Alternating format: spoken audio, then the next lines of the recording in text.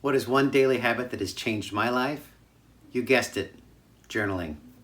Today, I'm going to show you my setup and how I get journaling done and how it has helped me. In the past 10 years, I have journaled. I started out journaling with Google Docs and journaling with MS OneNote, just doing a lot of typing. But I found that once I started writing things on paper is when my mental game started to really change. Really started to make a big difference in my productivity and my focus. I don't want to fool you into believing that I'm an expert, because I'm not. I'm a work in progress. In fact, often I find myself in a pickle that I just can't get out. But I do know that before I started journaling on paper and after I started journaling on paper, I've noticed a big difference in my mental game, how fast I can think, how much I get done in a day. And not only that, I found that I'm able to maximize the amount of free time that I have to do what I want to do, which has been probably the best gain that I've experienced with journaling. So let me show you the tools that I use to get the job done. All right, so this is my setup. I don't use all of these materials all at one time, but I do use quite a bit at one time. So first thing I wanted to go over to is kind of some go-to pens that I have. You know, the Pilot G2, solid as a rock. The gel inks are just so good. I've got also a Papermate. Again, you can sit on it. You can do just about everything except for wash and dry it, and they'll continue to work. What I use at my desk is a TWSBI Eco, which is a fountain pen, and you can buy different inks, and this happens to be a demonstrator, and you fill it up with the little twisty on the back, so it's pretty solid. Anyway, that's my pen selection. By far, I would think my favorite is the G2, Pilot G2. This is a 0.38, 0.05 is probably, or 0.50 is probably my favorite.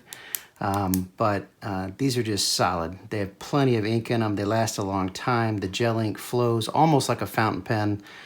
It's really good stuff. So I would recommend, going after some Pilot G2s. If you're looking for a good pen, something that's very durable, you can sit on it. You can beat them up, and they're fairly inexpensive, to be honest with you. Common packs come in green, red, and black. You'll see in here that I do use different colors. So that's the pens that I use. These typically go with the pocket notebook. I use a pocket notebook, carry this everywhere I go. This typically goes together everywhere I go. And what typically goes in this one is just quick one-sentence type journaling. If I am tempted to, scroll Instagram or scroll, Facebook or something, I always yank this out to double check to make sure I have something to write. It's kind of a, it's a good size. It fits in the back pocket. The pen is about the same size, so you can kind of stuff that in there.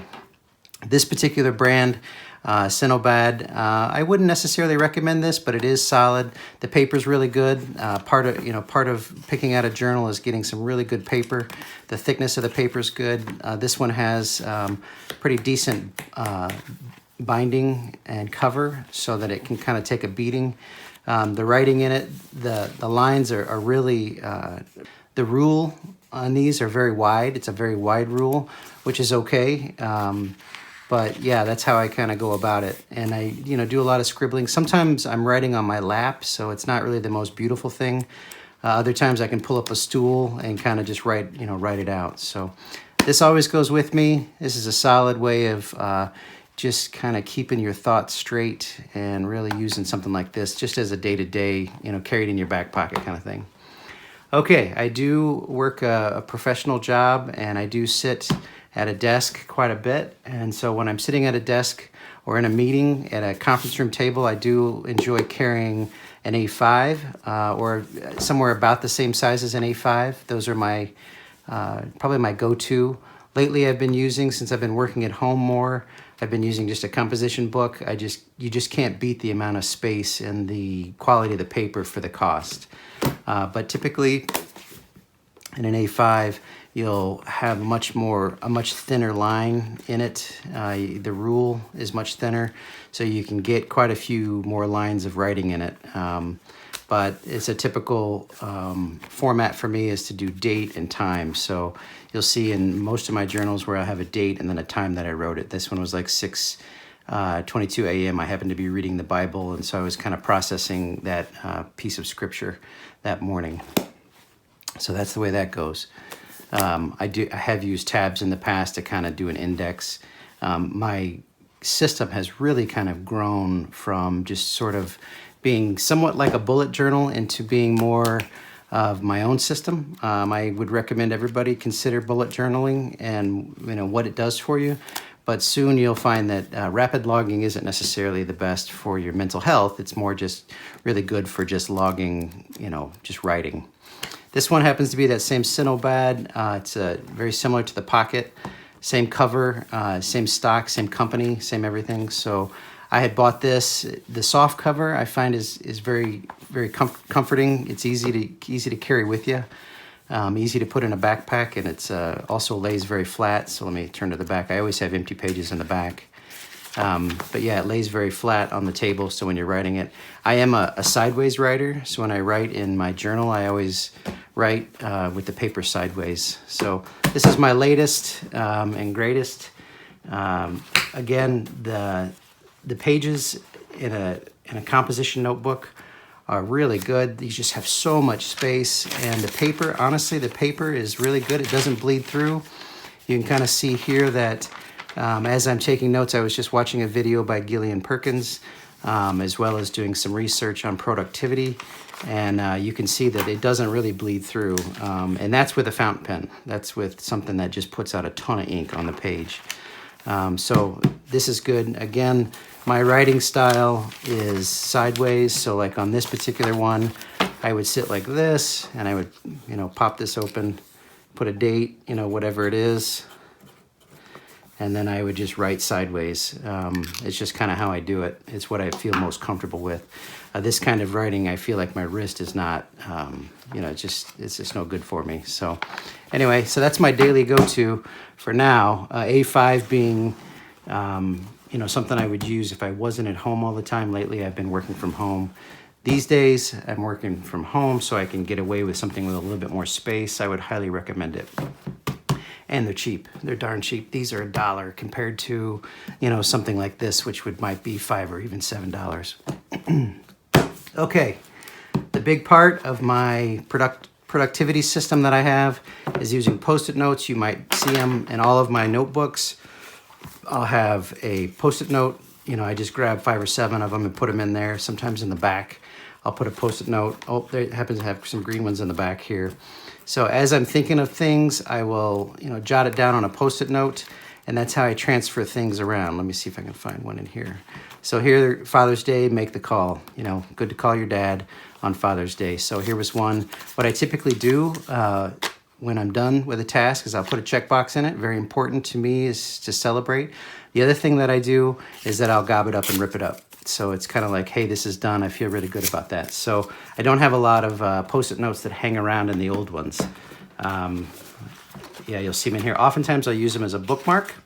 So as I was wanting to talk about this sheet and how the paper doesn't bleed, I was using this as a bookmark too. So that's another way to do it with a Post-it note. Very versatile tool to use with your journal. Oftentimes I'll have them in the back or in the front. Only just about 5 or 6 at a time. Nothing big. Let's see what that one was. And they're fairly easy to find. As I thumb through my journal, I can always find a Post-it note pretty quickly. So I would recommend using the same idea. Use that Post-it note, stick it in the front. Just 5 or 6 of them. It's not a big deal. You can always refill later. So when you're needing a checklist and you want that checklist to be portable, you don't want to have it just kind of hung out, in here. So as I create a list item and I'm like, yep, I need to get that done, I put it on a Post-it note. If I need to transfer that here, or if I need to move it to the next page or the next, whatever, it's very portable at that point. Plus, when you're done with it, it gives you an opportunity to celebrate. You can rip it up and throw it away and say, yep, I'm done with that. It feels good. I got it figured out. So That's my, that's my setup. Big 4 is a decent pen, a good pen. A desk pen is always nice to have. They're just a joy to use. A good durable field pen is what I would call this, where you could sit on it and you don't care too much about it, but it still just gushes ink onto the page, which is nice. Pocket notebook, regardless of where you go. Some kind of a desk journal for morning writing, taking notes in meetings, collecting thoughts, doing some goal evaluation, retrospectives. That would be this this big journal here. And then using Post-it notes as bookmarks, as list carriers, as celebration, things to rip up and things to say, yep, I'm done. So this is my collection. This is how I get journaling done, and this has really been a real benefit to me. Thanks for watching the video. I learned something new. It's a new camera setup for me to show a top-down view like that, and I learned a lot. Really enjoyed this process. Here's the thing. I would like to get to know you a little better. I would like you to connect with me on Instagram and on my Facebook group, as well as just subscribe and like this video would be awesome also. When it comes to journaling and it comes to increasing your mental game, there's really no reason to do it alone. There's plenty of resources online, penandjournal.com. I have a free schedule to get you started there, as well as many articles, many prompt articles, 9 prompts to unpack mindfulness. There's quite a few things available for you. Not only that, there's a lot of community. The Facebook group that I have right now, 25 people right now. It's kind of small, but a lot of guys that really enjoy journaling and really see the benefit of it. All right, please stay in touch. That's it for now.